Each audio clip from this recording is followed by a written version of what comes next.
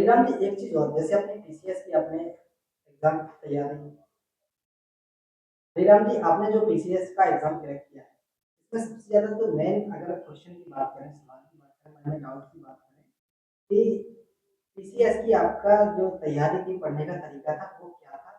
कि आपने एकदम पूरा फोकस 100% हाँ, तो देखिए मैं बता दूँ कि आप लोगों को मैं बताऊँ तो 9th या 10th से क्या हुआ कि हम लोग यहाँ पर बरुआ सागर में एक लाइब्रेरी, सरकारी जो लाइब्रेरी थी नगर पालिका, वहाँ पर जाते थे। मैगजीन देखते थे, वो आती थी, उसमें लिखी होती थी सक्सेस स्टोरी, ये बने समीक्षा अधिकारी, ये बने पीसीएस, ये बने आईएएस। तो हम और हमारा एक दोस्त था सुमित तोमर, वो जाते थे। फिर उसके बाद 11th और 12th में अच्छे दोस्त मिले, लक्ष्मण है ना, जो कि यूपीएससी में बहुत अच्छा काम कर रहे हैं। अब उनका भी सिलेक्शन होगा इस बार, आशा करते हैं जल्दी हो उनका सिलेक्शन। लक्ष्मण मिले, बहुत जो दोस्त थे, कुणाल साहू, वर्तमान में हमारे साथ जो भी कार्यरत हैं, लेखपाल, बहुत अच्छे साथी वो ही रहे हैं। जैसे बात कर लें, विभू शर्मा जी हैं और कात्यायनी त्रिपाठी मैम हैं, काफ़ी मोटिवेट करते हैं लोग कि आपको अभी आगे बढ़ना है, बहुत आगे बढ़ना है। और मैं आपको बता दूं कि मैं एग्ज़ाम देने नहीं जा रहा था, क्योंकि उस दिन पानी की मतलब बहुत ज़्यादा, शाम से ही पानी बरस रहा था। दूसरे मतलब जो एग्ज़ाम था वो जुलाई में था, तो पानी बरस रहा था एक दिन पहले। तो मैंने सोचा कि क्यों ना इसको स्किप कर दें, छोड़ दें, दे देते हैं। फिर कात्यायनी त्रिपाठी ने कहा कि नहीं, ये एग्ज़ाम तुमको क्लियर करना है, तुम्हारे लिए तो बना है, तुमको जाना होगा। तो फिर मैं गया एग्ज़ाम देने, और मैं है ना यहाँ पर बैठा हूँ आपके लास्ट में साथ। आपको लोगों ने हाँ बिल्कुल, बिल्कुल। तो बिल्कुल मोटिवेट करते हैं हमारे दोस्त जो हैं, बहुत मोटिवेट करते हैं। चाहे वो अंकित चतुर्वेदी हों, चाहे वो राजदीप हों, चाहे वो सोवरन सिंह हों। बहुत सारे दोस्त हैं, नाम उनके है ना बहुत सारे हैं। तो बहुत सभी लोगों ने बहुत सपोर्ट किया है। इस सवाल का अगर मैं गहराई से आपसे सवाल तो युवा जो पढ़ने वाले पीसीएस वो ये ज़रूर जानना चाहेंगे कि जो आपका पढ़ाई का रूटीन था प्लस सब्जेक्ट थे, वो किस हिसाब से आप पढ़ते थे? हाँ, देखिए मैं बता दूँ आपको कि आपको क्या करना है इसमें। मैंने एनसीईआरटी पढ़ी है। एनसीईआरटी आपको कहा जाता है कि आप सिविल सर्विसेज में जा रहे हैं तो आपको एनसीईआरटी पढ़ना है, तो उसको मैंने कवर किया एनसीईआरटी को। और उसके साथ आप जैसे ये जो एग्ज़ाम का नेचर है, इसमें आपको ऑब्जेक्टिव भी देखना होता है और उसमें सब्जेक्टिव लिखना भी होता है। तो उसमें बैलेंस बनाना बहुत ज़रूरी होता है। तो आप जीएस को कवर करते जाएँ, एनसीईआरटी पूर्वावलोकन से आप उसकी प्रैक्टिस करते जाएँ, और आंसर राइटिंग आप करते जाएँ। आंसर राइटिंग जो होती है प्रैक्टिस, उसको आप करते जाएँ। जो भी है ना चीज़ें आप पढ़ते हैं, उसको आप लिखते ज़रूर जाएँ, ताकि वो चीज़ें आपके दिमाग में फिर याद हो जाती हैं। याद करने का तरीका यही है सबसे बेटर, कि आप चीज़ों को ऐसे देखें कि जो आपने पढ़ा है उसको आप एक बार शांत मन से बैठकर सोचें कि मैंने क्या-क्या पढ़ा था, उसको रिकॉल करें।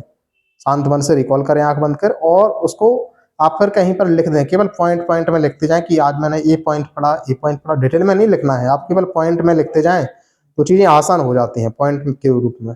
जी। ये सारे जो अपने टॉपिक्स थे, उस हिसाब से आप पढ़ सकते हैं। बिल्कुल, बिल्कुल। जो युवा पीढ़ी पढ़ने वाले बिल्कुल, बिल्कुल। इसके अलावा अगर बात करें कि टाइमिंग जी। कि 1 घंटे मैंने ये सब्जेक्ट पढ़ लिया, तो आप कैसे डिवाइड करेंगे? हाँ, उसको मैं बता दूँ तो वो घंटे का मैटर नहीं करता, वो आप सब्जेक्ट को लेकर चलिए। 1 सब्जेक्ट 1 दिन में, या 2-3, जितने भी 2 सब्जेक्ट लेकर चलिए, 1 दिन में आप पढ़िए, जितना भी आपका मन कर रहा है उतना पढ़िए। उसमें कोई ये नहीं होता है कि आप 1 घंटे, 2 घंटे। वो तो जब जब तक आपको मज़ा आ रहा है तब तक आप पढ़ते जाइए, और चीज़ें आपको सीधे समझ में आ रही हैं तो बहुत बढ़िया है। पढ़ने में मज़ा आता है। अरे क्या पढ़ने, करना है? हाँ, जी, जी। सब्जेक्ट में क्या करना है? पढ़ने में मज़ा तो आना ही चाहिए यार। अगर वो सब्जेक्ट पढ़ाई नहीं करेंगे तो फिर आगे कैसे बढ़ेंगे, है तो ना? पढ़ने में आपको अगर मैं आपने अभी बताया कि पढ़ने में मज़ा आना चाहिए, आपको कौन-कौन से सब्जेक्ट पढ़ने में मज़ा आता है? हाँ, हमको देखिए मैथमेटिक्स पढ़ने में मज़ा आता था, और जो है इंग्लिश जो लिटरेचर है उसको पढ़ने में मज़ा आता था। बट 12th में क्या हुआ अंग्रेजी ने मेरा साथ छोड़ दिया। मतलब जो अंग्रेजी थी बहुत शानदार थी, है ना? उसमें जो योगदान था वो हमारे जगबीर मास्टर साहब का ही था। उन्होंने वो मतलब उस प्रकार से चीज़ें पढ़ाई थी कि अंग्रेजी की नींव वहाँ से पढ़ी। और फिर यहाँ पर एक बरुआ सागर में एक सर थे सोनी जी, अभिषेक सोनी जी, वो एक्सपर्ट थे झांसी क्षेत्र के। तो उन्होंने चीज़ों को ऐसा बताया था कि चीज़ें आप इंग्लिश में बहुत अच्छी कर सकते, तो इंग्लिश बहुत अच्छी थी। बट एग्ज़ाम जब हुआ, मेरे मार्क्स 85% आए, टॉपर तो बना, बट केवल 65 मार्क्स रह गए मेरे इंग्लिश में 100 में से। तो उसने बहुत पीछे कर दिया, नहीं तो वो 90% भी हो सकते थे मार्क्स। जी। तो कहीं न कहीं इंग्लिश से जो उम्मीद थी, वो पूरी नहीं कर पाए। बिल्कुल, बिल्कुल। तो और इसमें अंग्रेजी को आपको निराशा हुई। मैंने फिर छोड़ दिया। मैंने कहा यार इसको छोड़ते हैं, आगे बढ़ते हैं। तो फिर हिंदी साहित्य लिया मैंने ग्रेजुएशन में, फिर हिंदी साहित्य के साथ आगे बढ़े, एमए भी किया मैंने हिंदी साहित्य में। ये जो आपका टाइम पीरियड बताया आपने, जो सब्जेक्ट बताया, ये स्टूडेंट को फॉलो करना चाहिए बिल्कुल आपके हिसाब से। जी। आपको जोड़ना है सब्जेक्ट में जिस पद पर आपका चयन हुआ है उसमें कौन कौन से विषय क्या क्या पढ़ना सब्जेक्ट नहीं बताया अभी, सब्जेक्ट नहीं बताया मैंने। है? कौन सा सब्जेक्ट कॉम्बिनेशन जो सब्जेक्ट तो हरिराम जी, जिस पद पे आपका चयन हुआ है उसमें स्पेशली किन सब्जेक्टों की मांग होती है कि आपको ये पढ़ना है? हाँ देखिए, जीएस होता है उसमें, प्रीलिम्स होता है और मेंस होता है उसमें। तो जीएस में आपको चीज़ें, जीएस का मतलब होता है उसमें आप हिस्ट्री पढ़ेंगे, पॉलिटी पढ़ेंगे, इकोनॉमी, ज्योग्राफी हो गया, साइंस हो गया, एनवायरनमेंट हो गया, करंट अफेयर्स हो गया, ये जीएस में पढ़ना होता है। और इसके अलावा हिंदी जो होता है, हिंदी को पढ़ना होता है आपको, कुछ टॉपिक दिए गए हैं उनको पढ़ना होता है। तो यही जो सिलेबस है। फिर इसके बाद मेंस में क्या होता है, इसी सिलेबस में कुछ चीज़ें ऐड ऑन हो जाती हैं। जैसे आपको फिर निबंध लिखना होगा, ऐसे निबंध जो लिखना होता है तो वो आपकी काम करती है, जो आपने चीज़ें पढ़ाई की हैं वो नॉलेज ही काम करती है निबंध में, जो भी आपने जीएस के सब्जेक्ट पढ़े हैं, जो सोसाइटी के बारे में जाना है, लिटरेचर के बारे में जाना है, तो वहीं से वो चीज़ें ऐसे में कंप्लीट हो जाती हैं। और इसके बाद एक पेपर होता है उसमें हिंदी परंपरागत कन्वेंशनल हिंदी का, उसमें आपको पत्र लेखन करना होता है। पत्र लेखन भी आता है उसमें, सारांश लेखन भी आता है उसमें, और आपको सारणी बनानी होती है, पत्र लेखन करना होता है। उसके अलावा आपको मुहावरे लोकोक्तियाँ भी लिखनी होती हैं, कंप्यूटर का भी उसमें ज्ञान होना चाहिए, कंप्यूटर के भी क्वेश्चन आते हैं। और जो पारिभाषिक शब्दावली है हिंदी से अंग्रेजी, अंग्रेजी से हिंदी, वो भी आती हैं। तो ये सब चीज़ें हैं, इतने सब्जेक्ट्स आपको कवर करने होते हैं, तो सबको बैलेंस बनाकर चलिए, सिलेक्शन आपका हो जाएगा। पद पे इंसान व्यक्ति जाना चाहता है, ये सब्जेक्ट जरूरी है। हाँ बिल्कुल, बिल्कुल आपको इनको एनसीईआरटी से कवर करना है, प्रैक्टिस करनी है, आप प्रैक्टिस करिए, एनसीईआरटी से कवर करिए, चीज़ें आपके लिए आसान हो जाएंगी। या कुछ और भी आपको लगता है कि इन चीजों में एफर्ट डालना स्टूडेंट के लिए बहुत ज्यादा जरूरी है? हाँ तो देखिए, जीएस तो बहुत जरूरी है। जैसे इसमें ज्योग्राफी की बात करें तो ज्योग्राफी का वेटेज सबसे ज़्यादा होता है। ज्योग्राफी में यहाँ से 30 क्वेश्चन पूछे जाते हैं, 30 क्वेश्चन तो ज्योग्राफी के आते हैं। मैंने इसको डिवाइड किया था, मैंने है ना एनालिसिस किया था, तो 30 क्वेश्चन ज्योग्राफी के आते हैं। उसके बाद जो क्वेश्चंस आते हैं वो हिस्ट्री से आते हैं, 20 से 25 के बीच आते हैं क्वेश्चन। फिर उसके बाद जो आते हैं वो यूपी स्पेशल के भी आते हैं 15 क्वेश्चन, साइंस के भी 15 क्वेश्चन के आसपास दिखते हैं आपको, है ना। रीजनिंग में 10 से 12 क्वेश्चन दिख जाते हैं आपको, है ना, रीजनिंग मैथ्स में लाके। और जो है करंट अफेयर्स में भी आपको 15 से 20 क्वेश्चन देखने को मिल जाते हैं। इकोनॉमी का जो पोर्शन होता है उसमें योजनाओं के 2-4 क्वेश्चन होते हैं, बाकी इकोनॉमी उतने ज़्यादा इंपॉर्टेंट नहीं होती उसमें।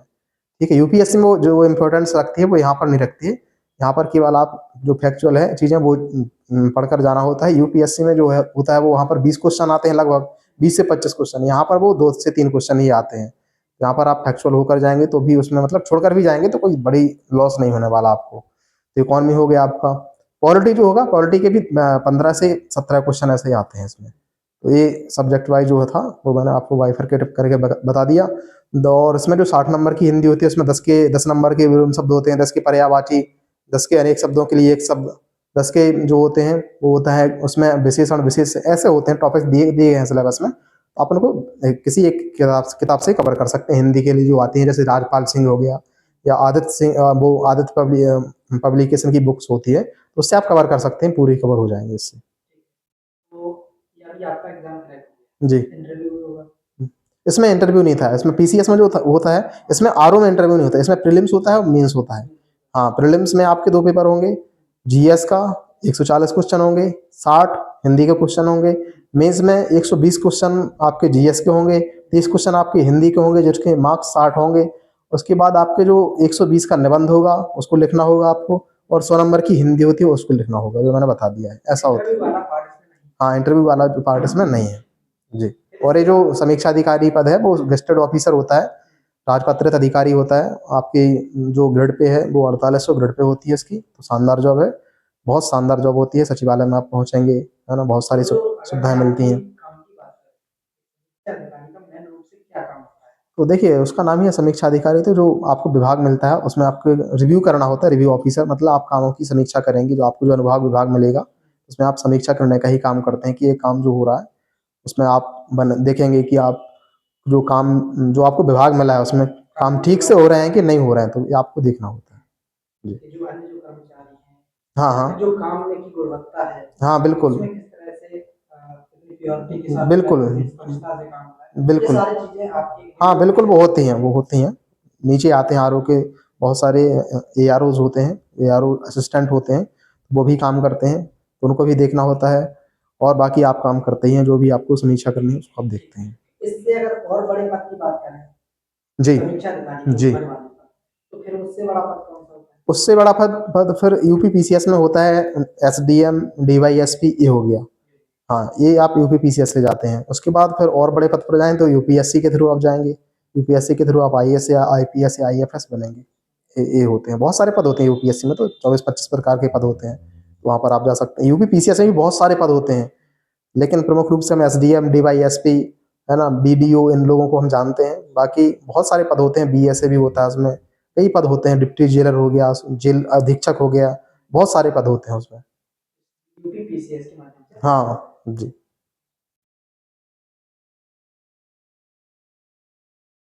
तो जानकारी दी है।